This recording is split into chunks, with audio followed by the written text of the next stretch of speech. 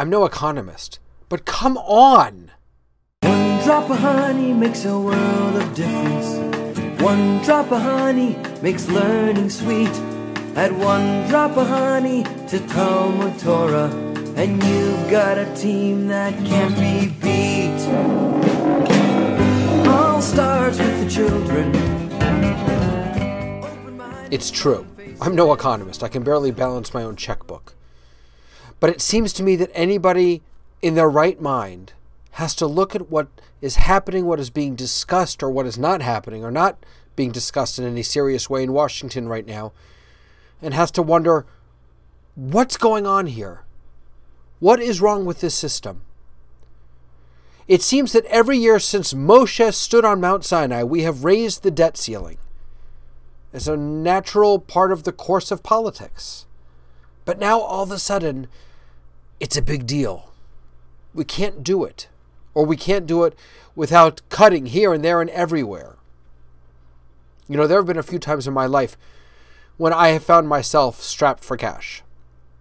I have had a spending problem and a revenue problem, I guess, also. But that didn't make my bills go away. Despite the fact that I had been spending too much and earning too little, I still had bills to pay. Bills for things that I had done weeks, days, months, maybe even years before, that I had a responsibility to take care of. I had made a promise to those creditors. I had made a vow. And just because I was spending too much, just because I needed more revenue, just because I needed to learn how to do a better job of taking care of my finances, didn't let me off the hook from my promises to those creditors. I still had a responsibility to keep my promises. Why is that any different than what the government is looking at right now? Yes, we have a spending problem. We spend too much damn money. Perhaps we have a revenue problem. Perhaps we're not bringing enough money. Neither of those matter. What matters right now is that we keep our promises. This week's Torah portion, Matot, begins by saying, Vayidaber Moshe el Rashei Hamatot, that Moses said to the leaders, the heads of the tribes, Livnei Israel, Zeh hadavar asher tziva Adonai. This is what God commands you.